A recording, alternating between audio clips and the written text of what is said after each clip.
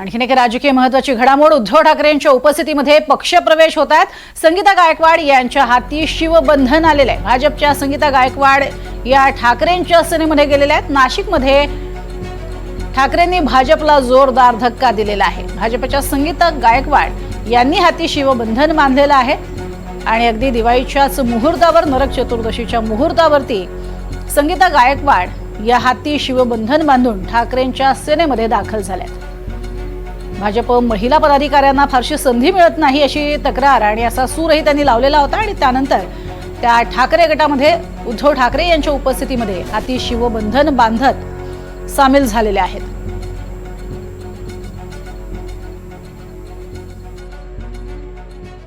आज काय नरक चतुर्थी म्हणजे काय असतात? नरकासुराचा वध। तर नरकासुर कोण ते वेगळं सांगण्याची गरज नाही। वध त्याचा वध करण्यासाठी आपण शिवसेनेत आलेला आहात। आता हा प्रवाह सुरू झालेला आहे।